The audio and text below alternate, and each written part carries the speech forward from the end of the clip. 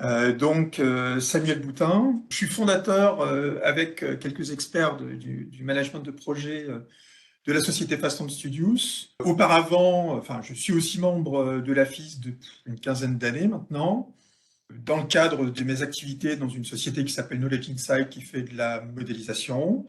J'ai animé un certain nombre d'initiatives dans le cadre du CTMIS, du Comité technique management de l'ingénierie système. Depuis une bonne dizaine d'années sur le sujet ingénierie système et gestion de projet. Et donc, dans ce webinaire, je vais vous faire un point sur finalement tout ce qu'on a compris aujourd'hui, et notamment grâce à la création de cette société qui nous a permis d'expérimenter, d'avancer, on va dire, beaucoup plus vite depuis un an. Donc, alors, toujours un petit peu d'inertie au démarrage. Plan de la présentation, donc, il a un petit peu évolué par rapport à ce qui était annoncé sur le site. Donc, je vais vous expliquer rapidement le contexte des travaux sur ce sujet depuis, vous voyez, 2010, et vous expliquer un petit peu, finalement, quelle est la promesse, c'est-à-dire pourquoi est-ce qu'on travaille là-dessus et quels sont les enjeux, qu'est-ce qu'on veut réellement arriver à faire.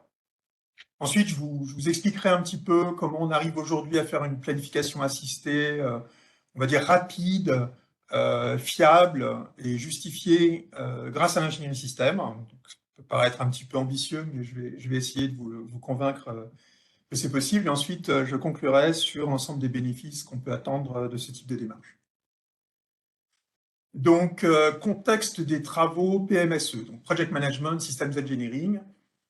Donc, notre expérience, je dirais de manière générale, il y a plusieurs structures, vous verrez, au fil du temps, qui ont travaillé sur le sujet.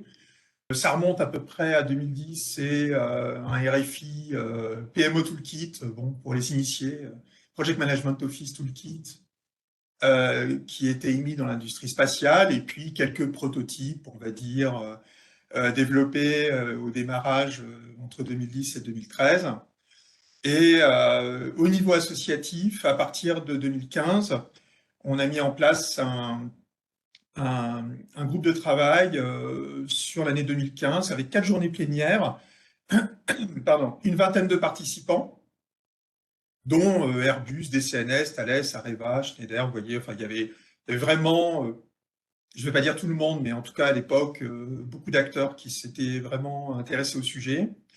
Et on avait identifié à l'époque que finalement les pratiques de planification produit, enfin planification sur la partie produit des projets, donc ce qu'on appelle le plan de développement produit, finalement étaient assez similaires dans toutes les industries, en tout cas toutes les grosses industries qui participaient à l'époque, en 2015, à ce groupe de travail.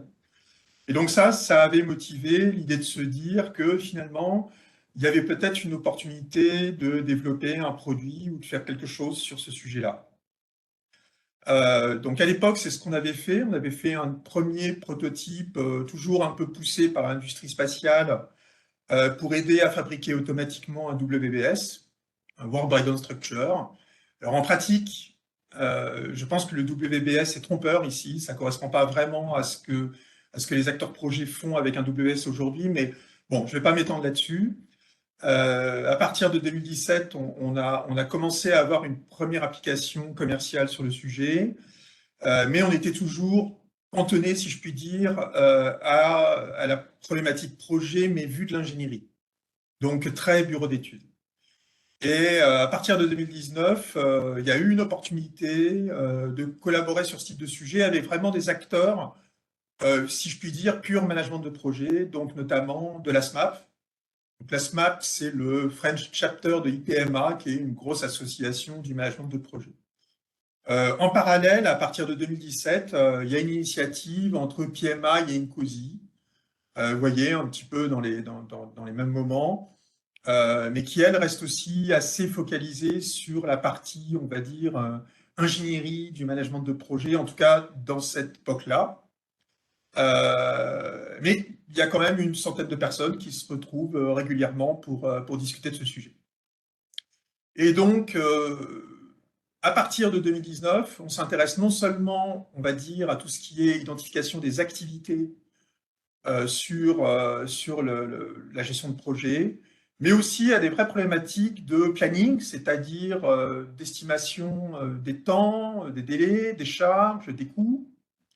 Et on s'aperçoit rapidement qu'on ne peut pas vraiment faire de planification si on n'a pas de plan de charge, si on n'a pas d'estimation. Et donc ça nous amène quand même plus loin que simplement élaborer une liste d'activités. Voilà, donc on avance avec la SMAP sur ce sujet, enfin j'ai avancé dans le cadre d'un groupe de travail avec la SMAP sur ce sujet pendant 3 ans. Et puis, mi-2022, on estimait qu'on avait quand même bien maturé. Et du coup, on a décidé avec un certain nombre de personnes de monter une société avec l'objectif de mettre en pratique finalement tous les principes, tout ce qu'on avait identifié jusqu'alors. Et en parallèle, on a étendu ces discussions avec des acteurs de l'AACE. Donc l'AACE, c'est ni PMA ni PMI, c'est l'association du cost engineering. Voilà. Donc, je ne veux pas vous perdre, mais pour résumer, IPMA, PMI, c'est ce qu'on appelle du management de projet. Donc, c'est des acteurs qui s'intéressent au projet dans son ensemble, au processus, aux compétences, aux livrables.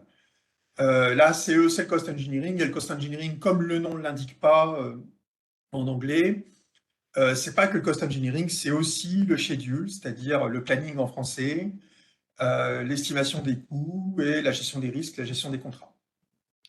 Voilà. Et puis, depuis début 2023, on arrive à un niveau de maturité où on pense qu'on a quand même assez bien fait le tour du sujet. Et c'est ce que je vais vous présenter aujourd'hui. Donc, le problème à résoudre, tel qu'on le voit aujourd'hui, c'est que le planning détaillé ou le planning de manière générale, planning au sens schedule, d'accord, pas simplement estimation de coût ou estimation globale de durée, c'est quelque chose qui est fait très très en aval finalement dans les projets, voire qui n'est pas fait du tout. C'est-à-dire les petits projets en moyenne n'ont pas vraiment le temps de le faire vraiment en détail ou de se le payer. Et dans les très gros projets, c'est suffisamment compliqué pour qu'on le remette à plus tard, en général, dans la mise en œuvre. Et pourtant, aujourd'hui, finalement, la tenue du planning est considérée dans beaucoup de domaines comme d'ordre 1 sur la maîtrise des coûts. Donc, il y a intérêt finalement à avoir plus de précision, être plus précis, en tout cas comprendre ce qui est en train de se passer sur la planification le plus tôt possible dans un projet. Alors la promesse, quelque part, qu'est-ce qu'on va pouvoir faire en appliquant des démarches basées sur l'ingénierie système que je vais présenter? Eh bien, on prétend qu'on va être capable de gagner 2 à 3 ordres de grandeur. 2 à 3 ordres de grandeur, ça veut dire un jour à la place de 100, si vous voulez, pour calculer une planification sur un projet. Avoir une définition de planification fiable et justifiée, donc pas quelque chose de complexe, mais quelque chose au contraire qui va se reposer sur une base sur laquelle on pourra avoir des certitudes, avec une qualité et une efficacité importante dans la mise en données, et puis des points de vue par métier, la comparaison des variantes et des révisions pour différentes hypothèses de projet. Voilà, donc ça c'est on va dire le cœur. Et le complément, très important bien sûr, c'est que cette démarche va nous permettre de mieux benchmarker, de mieux capitaliser. Et comme les données qu'on va créer de cette manière-là seront propres, seront fiables et de bonne qualité, eh ben, c'est un terrain sur lequel on peut mettre en place de l'apprentissage. Voilà le panorama et voilà pourquoi on veut faire ça. Alors, très rapidement, maintenant je vais passer au comment on fait aujourd'hui. Je vais passer à l'explication, comment ça marche. Donc, d'où viennent les ordres de grandeur? Pourquoi est-ce qu'on est capable de faire des gains très importants sur la planification? Eh bien, la raison est la suivante. On se repose sur ce schéma 3D qui est assez connu, qui est bien connu en général des acteurs d'ingénierie système, qui est assez bien connu des acteurs du projet aussi, et qui semble assez intuitif. C'est-à-dire, l'idée, c'est que, je ne sais pas si je peux montrer ma souris, je ne sais pas si on la voit, moi, voilà. Une activité sur un projet, en toute logique, ça devrait s'appliquer sur un produit du projet à l'aide d'un processus reconnu et standardisé, ou en tout cas défini, et ça sera réalisé par des acteurs des équipes projet. Donc ça, c'est une tautologie quelque part. Encore que, il y a des domaines projets dans lesquels la notion d'activité standard ou de processus est mal connue, et il y a des domaines dans lesquels la notion de produit est mal connue. Donc c'est important d'expliquer ce que sont ces deux dimensions, en quoi elles consistent. Et ensuite, si vous regardez les chiffres, excusez-moi, si vous regardez les chiffres, vous voyez que finalement, en général, l'arbre produit va contenir quelques dizaines, quelques centaines d'objets. On va rarement au-delà. Et les activités standards, excusez-moi, on est en train de parler de 50 activités standards. Alors évidemment, quand on parle d'activités standards ici, il s'agit de macro-process, donc il se passe quand même des choses en dessous, et je vais expliquer un peu plus tard. Voilà. Mais le résultat des courses, c'est que quand on va appliquer nos activités standards sur nos produits spécifiques, eh ben, on va obtenir environ, enfin, sur ces grandeurs-là, environ 10 000 activités et fournitures spécifiques. Donc, en fait, la promesse est la suivante. Au lieu de manipuler 10 000 objets en bottom-up avec plein d'interactions et plein de gens, alors il y aura aussi beaucoup de gens, mais ce sera un petit peu différent, on va manipuler une centaine de produits spécifiques, sans doute moins, et quelques dizaines d'activités standards, sans doute moins. Voilà, et c'est ça que je vais vous expliquer, et pourquoi on a cette promesse qu'avec, on va dire, 150 informations, entre guillemets, on va être capable d'en produire 10 000. Et de manière assez traçable, assez claire et assez efficace. Petite explication, comment ça va se mettre en musique? Donc là, on voit notre petit diagramme 3D, mais bon, ce diagramme, il est simple, enfin, il est relativement abstrait, finalement. D'un point de vue concret, qu'est-ce qui va se passer? On va faire une mise en données du projet. Cette mise en données du projet, elle va contenir un arbre produit, elle va contenir une notion d'allocation produit-activité. On va dire qu'est-ce qu'on va faire sur chaque produit. Elle va contenir des informations de séquencement. On va dire quand est-ce qu'on travaille sur les produits, quelles sont les revues du projet et comment les travaux sur les produits vont se situer. Et elle contient des estimations. Et quand on va faire des calculs, un certain nombre de calculs automatiques, ça, on va revenir plus tard là-dessus. Quand on va faire un certain nombre de calculs automatiques, eh ben, on va générer une sorte de planning analytique détaillé. Et à partir de là, on va faire des points de vue métiers qui, eux aussi, vont être simplifiés. C'est-à-dire que la vision projet, les visions métiers, produits, WBS, contrat, organisation, c'est des vues dans lesquelles on manipulera peu d'informations. Voilà, donc en fait, l'idée générale, c'est qu'on part de quelque chose de simple, on utilise une moulinette qui va permettre de générer une vue détaillée, une planning engine, et en sortie, on va encore faire une moulinette pour ne regarder que les informations qui intéressent les différents acteurs. Tout le monde a envie d'avoir un planning détaillé, mais personne ne veut vraiment l'utiliser. Tout le monde veut travailler sur son point de vue métier dans les projets.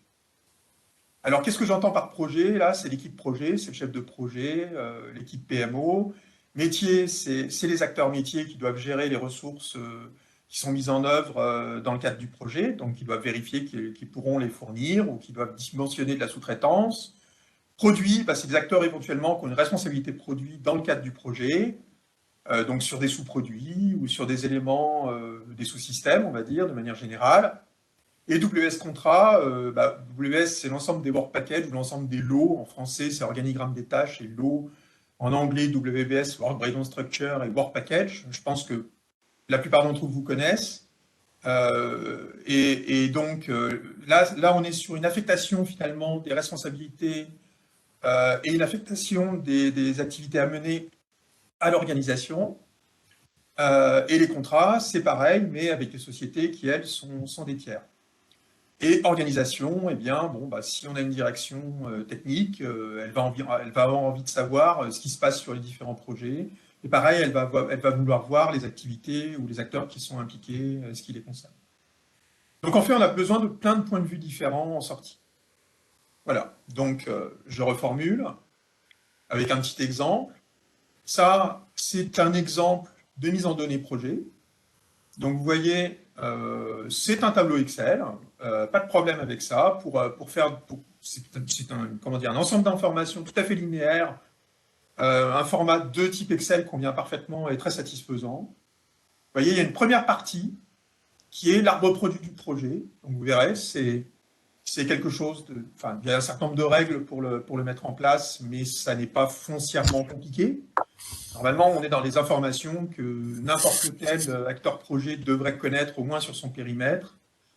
Ensuite, il y a un ensemble de couples cycle de vie métier. Donc ça, c'est un peu plus subtil, mais c'est la manière qu'on a de décrire finalement les activités qui sont menées sur les différents produits. Il y a des organisations qui sont rattachées ou qui sont liées aux différents produits. Alors c'est souvent pour des acquisitions ici, hein, c'est un peu plus subtil quand on fait directement des travaux parce qu'il peut y avoir plusieurs organisations impliquées. Et puis ensuite, vous avez des estimations. Alors, de coût, c'est moins important. C'est très important, bien entendu, mais c'est dur d'être bon, entre guillemets, sur une estimation de coût. Le premier objectif qu'on a ici, c'est vraiment de faire la planification au sens durée et charge. Les estimations de coûts, ça nécessite... alors, on le fait de manière simplifiée à un premier niveau, mais ensuite c'est un métier à part entière pour aller plus loin. Par contre, le planning, sa durée, tout ce qui est répartition des charges, ça c'est vraiment le cœur de l'activité qu'on a mise en place. Et puis, vous avez une partie logique d'ordonnancement où vous allez synchroniser finalement l'ensemble des actions sur les différents produits par rapport à des revues de niveau projet. Voilà, donc je vais revenir sur ces choses-là plus tard, un peu plus en détail. Toujours est-il que cette mise en données du projet, d'une certaine manière, c'est un ensemble minimal d'informations pour décrire la totalité du projet. Il est fiable. Pourquoi est-ce qu'il est fiable? Parce que l'arbre produit du projet va reposer sur des bases de l'ingénierie système. Donc on ne va pas faire un arbre produit n'importe comment. On respecte des règles. Pareil, les standards qui sont mis en place, ils sont basés sur un ensemble de cycles de vie. Il est justifié parce que la planification résultante et tous les temps, tout ce qui va être calculé, sera complètement traçable par rapport à ces informations. Et il est rapide parce qu'on est capable de mettre en place une algorithmie pour fabriquer un plan détaillé extrêmement rapidement. Donc là, aujourd'hui, sur un petit exemple de maison avec quelques dizaines de produits, on va dire un exemple de ce niveau-là, où derrière, on va avoir, selon les cycles de vie qu'on a mis, entre 200 et 500 activités élémentaires. Bon, bah, c'est quelque chose qu'on va faire en quelques minutes. Et à partir de là, on va fabriquer automatiquement le planning, toutes les interfaces, toutes les fournitures de chaque activité, les charges, des estimations de coûts, à condition que, bon, un premier niveau d'estimation de coûts, on va dire, renseigné par le projet. Et puis ensuite, on est capable, à partir de là, de fabriquer des vues spécialisées pour les métiers. Donc ici, par exemple, c'est une synthèse de vue au niveau projet. Donc vous voyez, au top level, vous avez les revues principales selon un échéancier. Ici, vous voyez par produit quelles sont les activités qui sont menées. Et pour chaque produit, vous voyez qu'il y a un certain nombre de métiers qui sont en train d'agir. Ici, vous voyez les courbes d'utilisation de ressources au fil de l'eau. Donc tout est synchronisé ici, verticalement. Et puis ici, vous voyez l'évolution des coûts. Donc à chaque fois, la barre verte, ça correspond à l'investissement, enfin, ce qu'il faut faire entre deux étapes pour atteindre le jalon suivant, voilà, ou la revue suivante. Donc, bon, c'est une approche particulière de présentation. Ça ressemble un peu à une courbe en S et avec quelques informations complémentaires. Voilà, donc ça, c'est le type de vue cumulative qu'on a fabriqué pour le niveau projet. Je vous donne deux exemples. Donc ça, c'est un petit focus. Voilà, c'est juste un rappel de l'étape précédente. C'est la même chose, hein. Donc, vue par produit, profil de charge global, profil de coût. Vous pouvez faire ça pour une organisation. C'est-à-dire que là, on va voir les work packages, par exemple, qui sont impliqués, les ressources pour de l'agreement et puis les coûts correspondants uniquement pour cette activité. Et ici, vous avez une vue détaillée, c'est-à-dire c'est la même que la précédente, sauf qu'il y a un focus, cette fois-ci, sur les activités concrètes qui sont mises en œuvre. Donc chaque petite barre ici correspond en fait à des vraies tâches. Chaque couleur correspond à une position par rapport au chemin critique. Et ici, vous voyez la courbe, entre guillemets, de consommation des ressources correspondantes. Donc en fait, on est capable sur chaque point de vue d'avoir une vue globale, une vue locale, mais c'est pas étonnant puisque on crée une structuration d'informations qui permet ensuite de faire tous les points de vue qu'on veut, simplement par interrogation d'une base de données, puis ensuite mise en forme comme on le souhaite. Voilà, alors je fais un petit arrêt sur image. Donc là, finalement, je vous représente la même représentation que tout à l'heure. C'est-à-dire, j'ai toujours ici mon séquencement, mon échelle de temps avec mes grandes revues de projets. Et ici, j'ai une décomposition en produits de premier niveau, on va dire. Simplement, j'ai adapté le diagramme ici pour comparer deux projets. Et je compare une maison classique à une maison en kit. Alors, en rouge, je vois ce qui n'existe pas dans le projet maison classique. Donc, c'est des activités de la maison en kit qui ne sont pas présentes dans la maison classique.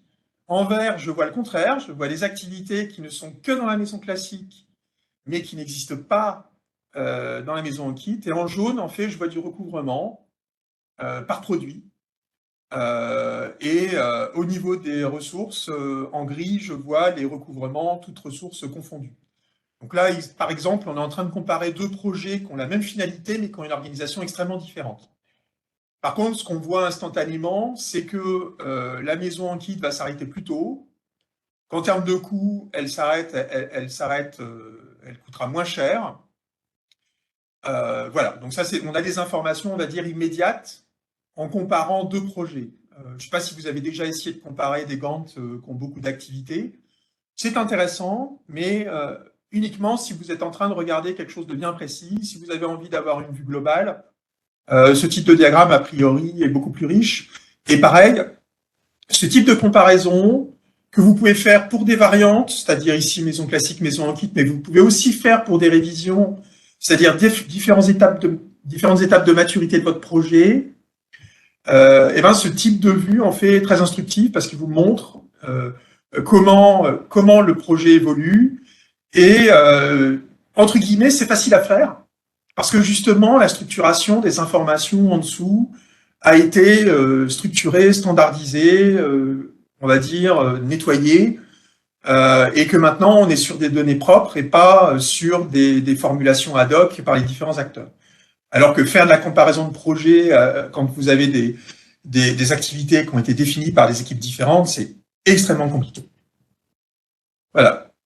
Donc, là, je vous ai un petit peu expliqué finalement le principe général, l'idée générale, donc comment ce schéma 3D permet finalement d'aller extrêmement rapidement vers un calcul de planning détaillé, multifacette, j'ai envie de dire, et ensuite comment, à partir de là, on peut créer plein de points de vue différents, y compris de la comparaison. Maintenant, je vais vous expliquer comment ça marche, c'est-à-dire vous donner quelques éléments d'information pour comprendre comment tout ça marche, comment c'est fait, pourquoi est-ce que ça marche. Voilà. Et donc, je pars en fait de la mise en données du projet, qui est le point de départ, et je vais vous expliquer comment cette mise en données est structurée, quelles sont un petit peu les règles du jeu pour la faire. Donc, la première partie dans cette mise en données, c'est faire l'arbre produit du projet. Alors ça mérite une explication. En pratique, il a plus que 2 niveaux ou 3 niveaux. Il peut en avoir 4, 5, 6. Alors, quelles sont les règles du jeu pour faire l'arbre produit du projet? Puis ensuite, je vous expliquerai les règles du jeu pour faire la standardisation des activités. Et on passera plus rapidement sur les estimations et la logique de projet, sachant que, bien entendu, si vous êtes intéressé à en comprendre plus, il n'y a pas de souci, vous nous contactez. Alors, l'arbre produit du projet, en respectant l'ingénierie système, qu'est-ce que ça veut dire? Alors, l'arbre produit du projet, c'est une décomposition arborescente qui représente l'ensemble des produits et sous-produits sur lesquels le projet estime qu'il y aura des activités à mener. Donc là-dedans, vous avez le produit à faire, le produit pour faire, éventuellement le produit pour faire, ça peut arriver. Donc ça, c'est un exemple de projet, ou de type de projet, ou de type de produit sur lesquels vous avez du produit à faire, du produit pour faire. Donc là, on est vraiment en train de regarder le top level, mais vous voyez, ça peut concerner aussi bien un reconditionnement de puits pétrole, un processus de transformation d'entreprise, une mise en service d'un satellite, un lancement de projet véhicule. Voilà, je tiens à faire un petit exemple là sur la notion de projet véhicule. Le livrable entre guillemets final, ou en tout cas l'objectif final du projet véhicule, c'est de sortir une chaîne de production qui va produire un véhicule avec en nombre suffisant, en qualité qui va bien et sur le marché qui va bien. J'ai mis le manuel d'utilisation à titre d'information, ça fait partie de l'arborescence produit, mais il y a plein d'autres choses. Voilà, donc ça c'est juste pour illustrer la distinction produit à faire, produit pour faire, que les acteurs de la FIS en général connaissent bien. La notion de hiérarchie, elle aussi, elle est bien connue dans le cadre de l'ingénierie système. C'est-à-dire que si vous avez une hiérarchie fonctionnelle au sens de l'IS, ça veut dire que les sous-produits contribuent fonctionnellement au produit. Donc, ou si vous voulez, les sous-systèmes contribuent fonctionnellement au système. C'est-à-dire quand on parle de hiérarchie fonctionnelle, ça a vraiment un sens qui est très fort dans l'ingénierie système. Donc, quand vous allez faire votre modélisation d'arbre produit du projet, il faudra respecter cette règle-là. C'est-à-dire vous mettrez des sous-produits sous un produit si effectivement ils contribuent fonctionnellement.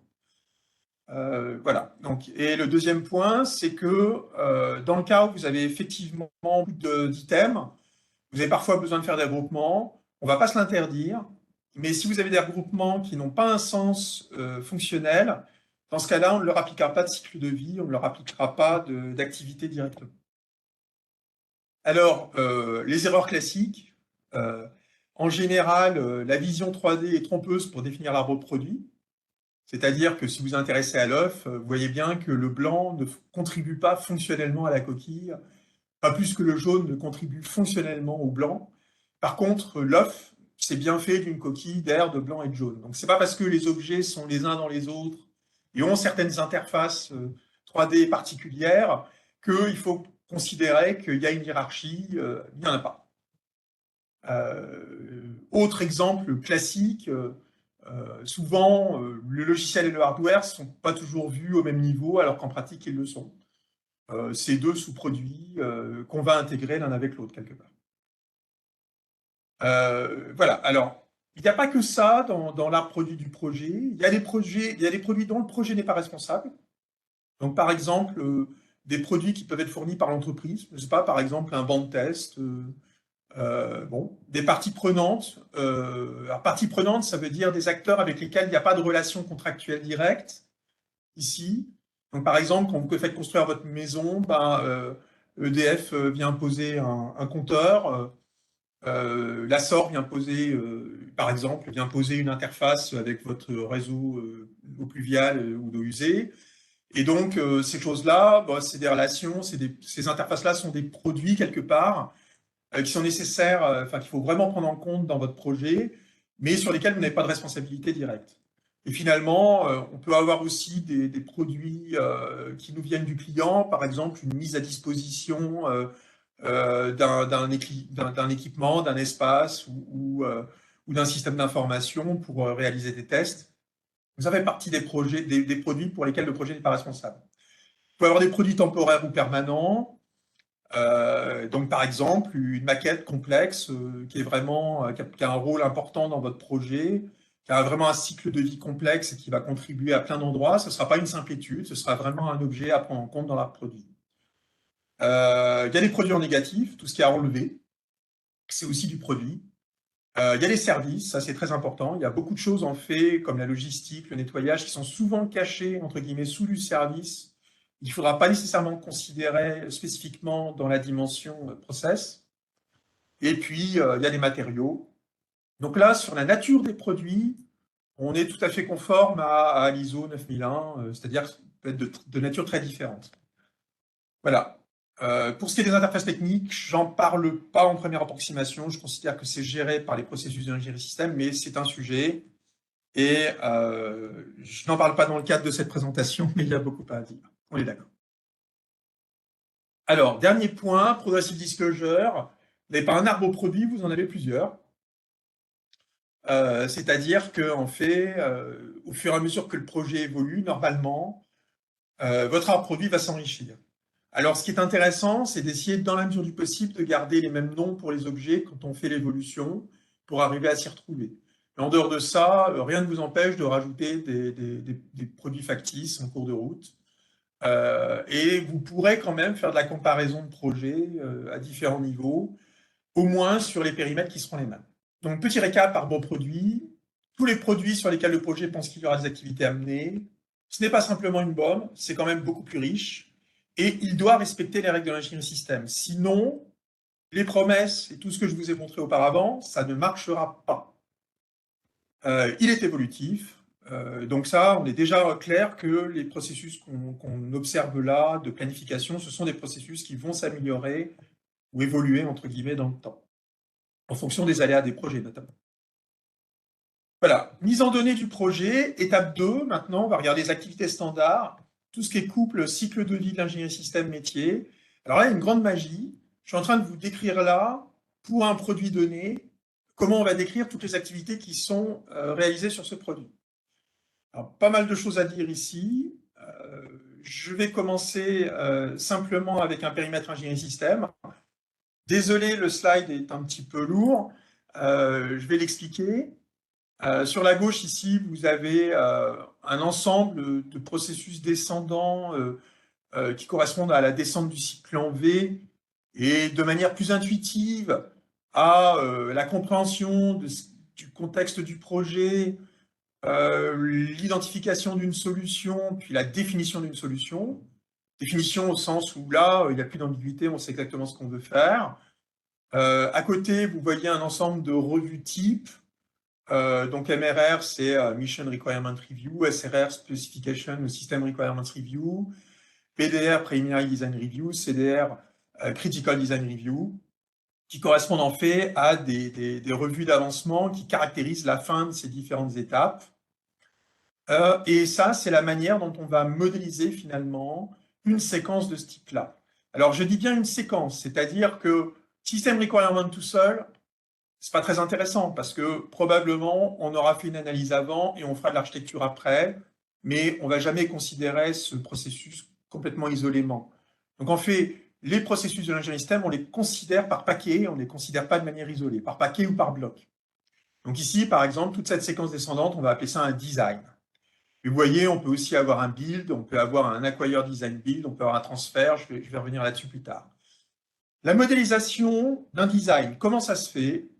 Ça se fait avec un tableau de ce type-là. Donc là, on est en train de regarder le lifecycle design et on fait dedans, on va avoir tout un ensemble d'activités pour lesquelles on aura une estimation de workload relative, une estimation de durée relative, et puis surtout, on va définir des contraintes de séquencement. Donc des contraintes de séquencement qui seront animées quelque part par des revues. Voilà, donc ça, c'est une sorte de petit planning générique qu'on peut reproduire pour tous les designs. Voilà, il y a une petite magie là entre les n, n-1, n+1, si vous voulez. Ici, par exemple, si je prends la PDR, voilà, ce que je dis ici, c'est que la PDR du niveau inférieur, il faut que je l'ai faite avant la PDR du niveau sur lequel j'applique ce processus de design. Bon, donc, on fait une modélisation du séquencement des processus, on fait une décomposition standard en charge, en coût et en durée. Encore une fois, c'est plus la charge et la durée qui est importante en général. Et puis, on va plus loin. On est capable même de dire, pour les différents processus élémentaires de l'ingénierie système, quelles sont les entrées-sorties. Donc ici, je vous ai fait un petit récap très simplifié du processus d'architecture. On voit que, basiquement, il reçoit un système à specified, on va dire une spec, et en sortie, il va nous sortir une architecture logique qu'on appelle System as Architectured. On est susceptible d'avoir des analyses, des demandes d'analyse, des réponses d'analyse. On est susceptible d'avoir des interactions avec les produits de niveau N+1, c'est-à-dire les sous-produits dans ce cadre-là. Sous-produits ou sous-systèmes. Vous verrez que je fais la confusion un petit peu plus loin volontairement. Voilà, donc ça, c'est la manière dont on va dire, modéliser un bloc qui s'appelle design. Toutes ces informations-là seront cachées dedans. Et tout ça, le bloc design, ce sera dans une case du tableau qu'on a vu avant. Donc là, on fait Ce que je vous montre là, c'est un moyen de se débarrasser de la complexité en utilisant quelque part des building blocks ou des séquences types qui correspondent au processus de l'ingénierie système. Voilà. Et dans la vraie vie, on s'est rendu compte qu'on avait besoin d'une bonne vingtaine de cycles de vie. Alors, on peut avoir des variantes, mais bon, grosso modo, la petite ligne design que vous voyez ici, bah, ça correspond à ce que je viens de voir, à ce que vous venez de voir dans le slide précédent. C'est-à-dire une modélisation de l'ensemble des activités de ce cycle de vie, et pour chacune des activités, les entrées-sorties. Et de manière principale, pour l'IS, bah, vous avez le cycle en V. Donc ici, on a considéré que design, c'était la phase descendante, build, c'est la phase remontante. Voilà. On pourrait raffiner un tout petit peu design avec des choses un peu plus simples, comme concept et solutions, si on voulait parler d'avant-projet. Je ne rentre pas dans ce détail ici. Vous avez aussi besoin d'activités types qui sont des séquences pour le projet, pour les différents types de projets. Et là, on a distingué quand même les projets de type design, de type build et de type design build. Donc un projet de type build, ça veut dire qu'on a déjà une définition, on a déjà des plans, on ne fait que de l'exécution. Un projet de type design, ça a pour objectif de fabriquer un plan, mais quelque part pas de réaliser. Et le design build, ça a pour objectif de faire les deux. Vous avez des blocs d'acquisition, vous avez des blocs d'acquisition de produits dont le projet n'est pas responsable. Donc là, c'est les fameux produits dont le projet n'est pas responsable, dont j'ai parlé tout à l'heure, qui peuvent être temporaires ou permanents. Et puis ensuite, vous avez tout un ensemble d'analyses qui correspondent au système Analysis de l'ISO 15288. Et en fait, ce qu'on vous dit, enfin, l'affirmation que je vous fais ici, c'est que on peut résumer tous les blocs process qu'on va utiliser à ces blocs-là. Donc, c'est-à-dire, grosso modo, du design, du build, de l'acquisition, des analyses. Et puis, bien sûr, des blocs standards projet. Voilà. Ensuite, attention, je vais faire une petite extension finalement de l'application de l'ingénierie système, en disant qu'un produit est un cas particulier de système. Alors, je n'ai pas défini le mot produit. Je ne vais pas rentrer dans le détail, mais grosso modo, on va dire qu'un produit, c'est quelque chose qui est garanti par une organisation, pour simplifier. On peut appliquer les processus du cycle de vie système à un produit, puisque c'est un système particulier. Si le produit appartient purement à une discipline, par exemple, c'est du logiciel, c'est purement un circuit électrique, mécanique, électronique, c'est-à-dire que les acteurs de la discipline appliquent implicitement les processus du cycle de vie système. Donc, ce n'est pas parce qu'un produit est dans une discipline qu'on n'applique pas en fait le cycle de vie de l'ingénierie système. Et de manière générale, on va approximer les processus métiers par des cycles de vie de l'ingénierie système. Donc, on va considérer qu'appliquer un métier sur un produit, ça consiste à appliquer des processus du cycle de vie système pour ce métier sur ce produit. Je précise, je prends un exemple extrêmement simple. Rénover une pièce, bon, a priori, on pourrait me faire la description suivante, alors très naïve, hein, enlever le papier peint, enduire les murs si nécessaire, faire la sous-couche, appliquer la peinture. Donc ça pourrait être la manière dont un acteur métier va décrire ce qu'il va faire. Ben, nous, on va le traduire par une vision produit, cycle de vie, métier. Et on va dire papier peint enlevé, enduit, sous-couche, peinture, ça c'est la dimension produit. Build, c'est toujours ce qui est fait, c'est-à-dire à chaque fois c'est de l'exécution. Et plaquiste, plâtrier, peintre, c'est les métiers qu'on fait intervenir. Donc là, on peut être plus ou moins fin sur les métiers. Et grosso modo, on va traduire les actions métiers en triplé, produit, cycle de vie, métier. Voilà. Et ça, c'est très important parce que ça va nous permettre de simplifier énormément les descriptions d'activités sur les projets. Voilà, donc, modélisation des cycles de vie. On peut se reposer en récap sur une liste de cycles de vie de l'IS pour décrire tous les processus, y compris les processus métiers. Les contraintes d'ordonnancement sont quelque part justifiées par les cycles de vie de l'IS, qui les intègrent. On applique les cycles IS à tous les métiers. Cette démarche est universelle. Elle s'applique à tous les domaines. L'ingénierie système sert de langage pivot entre projet et métier. Ça, c'est très important. C'est-à-dire que cette transformation qu'on vient de faire, là, c'est le langage, l'échange entre les acteurs projets qui ne sont pas intéressés à connaître les détails techniques des activités métiers et les acteurs métiers auxquels on demande simplement d'expliquer finalement est-ce qu'ils sont en train de faire du design, de l'exécution, et pour quel métier et sur quel produit. OK. Finalement, ça, c'était les deux premières parties. Donc, l'arbre produit du projet, les couples, cycle de vie d'ingénierie système, métier, life cycle job function. Ensuite, on fait des estimations, donc de cycle de vie, de cycle complet de charge et de cycle complet de durée pour chaque ligne, en fait. Donc là, normalement, on s'appuie sur des modèles, on s'appuie sur l'expérience utilisateur, ça peut être des modèles paramétriques, ça peut être des modèles analogiques. Et c'est important d'avoir ces durées et ces charges parce que c'est ça qui va permettre d'établir un premier niveau de planification qui prenne réellement ces contraintes en compte. Et puis finalement, pour chaque produit, on va dire quand est-ce qu'on travaille dessus. C'est-à-dire quand est-ce que se fait le kick-off ou le start ou la première activité sur le produit et quand est-ce qu'elle se termine. Et souvent, on rajoute un objet AR en standard qui signifie Acceptance Review et qui correspond au fait qu'on va livrer le produit, en tout cas pour son usage par le projet, mais sans encore passer dans un mode garantie. Voilà. Bon, on n'est pas obligé d'utiliser ça en première approximation, cette subtilité. Voilà, donc j'ai terminé l'explication de la mise en données du projet. Vous avez vu qu'on se repose énormément sur l'ingénierie système, sur la manière de faire l'arbre produit. On se repose beaucoup sur l'ingénierie système, sur la manière de traduire les cycles de vie, enfin les processus ou les activités qui vont être menées sur les produits en cycle de vie, ingénierie système et métier. Et puis, alors ici, vous ne voyez pas de métier pour Acquire Build et PM parce que implicitement, on sait déjà que c'est de l'acquisition et du project management. Mais on aurait très bien pu écrire acquisition et project management ici.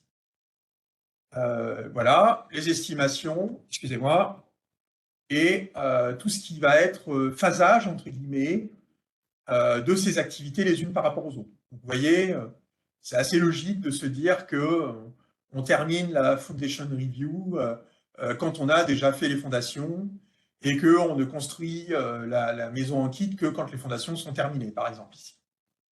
Donc en fait, en général, ces informations-là, elles sont très très claires pour les acteurs projets. Donc là, on nous demande, d'une certaine manière, que des informations qui sont essentielles pour la description du projet. Et à partir de là, on est capable de faire en quelques minutes un planning détaillé qui va être complètement fidèle à ce que vous avez vu en entrée. Ok, je vous présente rapidement ma conclusion. Donc, apport de la modélisation projet, simplicité du format de mise en données projet, ça c'est très important parce qu'on propose finalement, on a identifié grâce à notre démarche un format très épuré pour décrire le projet, avec le strict nécessaire en termes d'arborescence produit, d'activités à mener, d'estimation et de séquencement. Standardisation des processus en se reposant sur des librairies de l'IS, c'est-à-dire que finalement, on n'a pas besoin de décrire des processus compliqués. On n'a pas besoin d'aller dans des processus métiers détaillés. C'est plus intéressant d'essayer de se situer à une frontière définie par l'ingénierie système quelque part entre le projet et les métiers. Hygiène des données, eh ben, comme on a travaillé sur une structuration d'informations extrêmement clean, en fait, on est capable d'appliquer, d'abord de faire plein de points de vue différents, puis ensuite d'appliquer de l'IA si on le souhaite. La vitesse de production de la planification est bien plus importante, vraiment incroyablement plus importante. Donc, en fait, l'essentiel du travail va être sur la mise en données initiale, qui est réellement à valeur ajoutée, et sur de la mise au point, sur des vues métiers à la fin. Vous avez la capacité à comparer différentes variantes, différentes hypothèses. Vous avez aussi la capacité à faire du benchmarking ou de la capitalisation. Donc, ça, c'est possible parce qu'on se repose sur des standards. Si les processus étaient décrits sur des librairies ad hoc, bah, ce serait tout à fait impossible de faire ces comparaisons.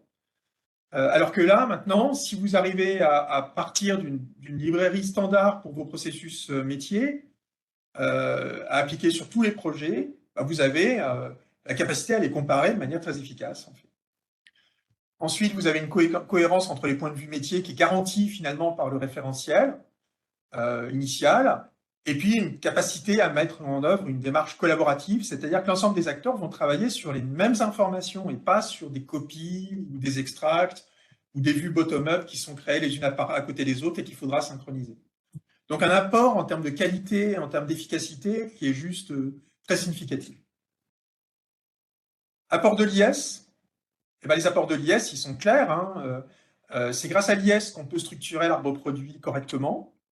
C'est grâce à l'IS qu'on forme des librairies par défaut qui vont s'appliquer à tout type de projet. Voilà, et quelque part, c'est grâce à l'IS qu'on peut faire la combinaison entre la dimension produit et la dimension process, et qu'on a tous les bénéfices quelque part du schéma 3D.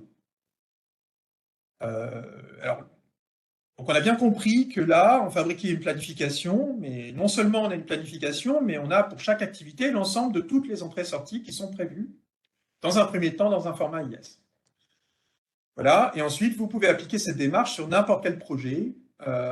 Il suffit de comprendre finalement comment représenter votre art produit dans votre domaine, et ensuite de comprendre quels sont les métiers qui sont à l'œuvre et avec quel type de cycle de vie de l'ingénierie système. Donc, quand vous êtes sur un projet de transformation d'entreprise, bah, les produits, c'est les organisations et des processus. Si vous voulez faire un film, vous regardez le générique de fin, vous allez voir, en général, dans les films hollywoodiens, c'est bien structuré, vous avez les grandes sections, et ça, c'est probablement l'arbre produit des films. Et voilà, et a priori, avec un œil, avec des lunettes système, entre guillemets, vous allez arriver à faire cette décomposition produit, process sur tous les types de projets. Voilà, si vous souhaitez aller plus loin, essayez sur un projet. On a un ensemble de librairies IS sur étagère. C'est un gros boulot, hein, c'est quand même quelques milliers d'informations. La mise en données d'un projet ne contient que des informations connues nécessaires, donc en fait, vous ne perdez pas votre temps, vous faites l'essentiel. Et on peut vous simuler une planification faisable en quelques heures, en quelques jours, selon la complexité de votre projet. Et ensuite, si vous souhaitez approfondir cette présentation, eh ben, écoutez, c'est très volontiers pour expliquer en détail ce qui se passe dans chacune des étapes. Voilà, merci de votre attention. J'ai terminé la présentation. Alors, nous avons quelques questions. Alors, comment différenciez-vous les systèmes et composants dans l'arborescence produit? Deux arbres distincts ou les systèmes contiennent des composants? Alors, ce n'est pas une problématique d'avoir deux arborescences et de répéter les mêmes objets plusieurs fois, avec bien sûr des cycles de vie différents. Maintenant, de manière générale, quand on est dans une phase d'exécution projet, on a déjà une définition de solution qui est assez bien faite. Mais bon, rien n'empêche d'avoir une vision fonctionnelle maintenue à côté d'une vision organique dans les arborescences. Question suivante. PBS doit contenir l'ensemble des livrables et les items nécessaires à leur production et test? C'est une interrogation. Alors, l'arbre produit du projet, ok. Dans le management de projet de manière générale ou la gestion de projet, il y a beaucoup de doctrines où on met les livrables très en avant, ce que je comprends. Mais ici, les produits dont on parle, ce ne sont pas des livrables. C'est-à-dire que quand on fait de l'ingénierie système, on distingue le produit des états du produit quand il passe dans les processus. C'est-à-dire vous avez le système, ça c'est une référence, et puis après vous avez le système as needed, as specified, as defined, as built, as verified, as validated, as transferred. Et en fait, d'un point de vue concret, l'art produit, c'est plutôt le système, et les systèmes as built, as defined, etc., c'est plutôt les sorties des processus qu'on applique. Donc, c'est une bonne question. Je comprends la petite ambiguïté qu'il peut y avoir à ce niveau-là, et je pense que c'est un sujet qu'il faut discuter, que je pourrais éclairer séparément avec des compléments d'information après la réunion. Et par écrit aussi, je vous rassure. Qu'est-ce qui drive l'ordonnancement? Notion d'item critique, développement incrémental? Alors, ce qui va driver l'ordonnancement, c'est les revues de haut niveau projet. Donc, quand vous faites une maison, c'est relativement simple. Alors, vous avez des revues standards. Vous avez typiquement un project kick-off, vous avez typiquement un project launch meeting, vous pouvez avoir un project agreement meeting au début, enfin, de commitment. Vous avez des revues à la fin, vous avez sûrement une closure review, vous avez... bon, après, donc ça, c'est les revues standards, on va dire, qui appartiennent au processus de gestion de projet de manière standard. Et puis après, vous avez tout un ensemble de vues qui correspondent à des étapes intermédiaires qui ont presque une dimension fonctionnelle ou qui correspondent à l'expérience des acteurs du projet. Donc, par exemple, les revues de haut niveau, pour la maison, comme je l'ai montré tout à l'heure, ça peut être la revue de fondation, ça peut être la revue Ordo, Order. Donc ça, c'est des moments précis qui sont identifiés parce que on sait que ça va être des conditions pour que certaines activités puissent être menées et que c'est des rendez-vous importants en termes d'avancement du projet. Donc, le séquencement est finalement, au premier niveau, il va s'organiser par rapport aux revues projet. Et puis ensuite, il y a une deuxième couche plus fine que je n'ai pas présentée, mais où vous allez pouvoir ordonnancer un peu plus finement certaines revues produits entre elles pour dire bah, je ne peux pas terminer l'action ou je ne peux pas commencer l'activité sur ce produit tant que celui-là n'est pas à ce niveau de maturité, par exemple. Et cette deuxième étape, elle est un petit peu plus, elle est un peu plus, comment dire, détaillée, mais bon, je ne l'ai pas présentée parce que c'est pas possible de vous expliquer ça en 40 minutes avec tout le reste. Voilà. Comment introduire des aspects impactants? Reuse, produits critiques, aléas et risques, stratégie alternative? Alors, c'est une bonne remarque. En fait, quand vous faites de l'acquisition, vous pouvez très bien dire que alors, le reuse, vous pouvez le considérer comme un build simplifié, c'est-à-dire vous pouvez dire, mais ce build-là, en fait, ça va correspondre à un cycle de vie, mais je vais partir de quelque chose que je connais, donc en termes de délai et de charge de travail, je sais ce que je vais mettre quelque chose de beaucoup plus léger que s'il fallait le faire from scratch. Ensuite, vous pouvez considérer que c'est de l'acquisition, d'une certaine manière interne, si vous voulez. Donc, la notion de reuse, quelque part, elle va apparaître, mais plus dans les estimations que réellement comment dire, dans les processus qu'on va appliquer. Alors, si vous voulez, vous pouvez faire un design reuse si vous avez envie, et pourquoi pas un build reuse, ça a moins de sens, mais bon. Design reuse, oui, ça fait du sens. Écoutez, je pense que vous avez répondu à toutes les questions qui s'affichaient dans le chat, à moins Okay. que d'autres personnes aient besoin, enfin, aient envie de poser une dernière question. Vous avez la possibilité d'ouvrir vos micros, si vous le souhaitez. Il y a une question qui vient d'être posée dans le chat, là. Ah, Je sais alors, pas si je peux... oui, est-ce que tu as des outils pour faire le travail de modélisation sur des projets passés et retrouver les estimations de charges spécifiques à notre organisation, nos métiers? Alors, la réponse, c'est-à-dire faire une sorte de reverse engineering, c'est possible.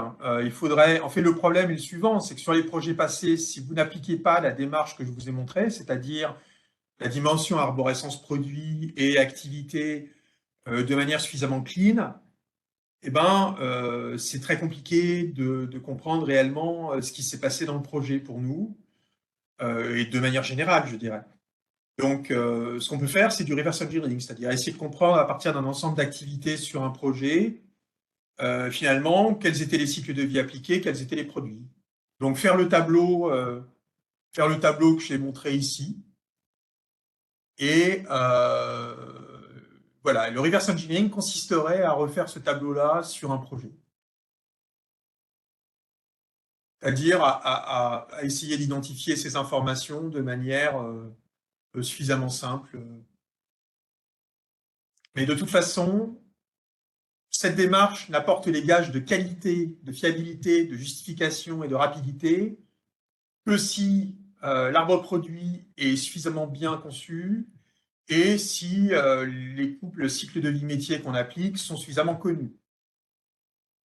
Voilà. Sinon, bah, vous faites quelque chose, mais moi, je ne saurais pas vous dire quel est le niveau de fiabilité ou de vous donner une justification pour le plan. Très bien, écoutez, je pense que c'était la dernière question. Donc, je vous remercie pour votre intervention. Je remercie également tous les participants. Et puis, je rappelle simplement que les supports seront disponibles sur l'intranet AFIS et accessibles aussi bien au niveau vidéothèque que bibliothèque via vos identifiants @monafis.fr. Mais ce sera rappelé dans l'article qui est sur le site en page d'accueil. Voilà. Je vous remercie beaucoup et je vous souhaite une bonne soirée. Merci à tous. À bientôt. Merci beaucoup, bonne Au soirée. revoir. Merci beaucoup. Bonne soirée à tous. Merci. Au revoir. Merci beaucoup. Merci.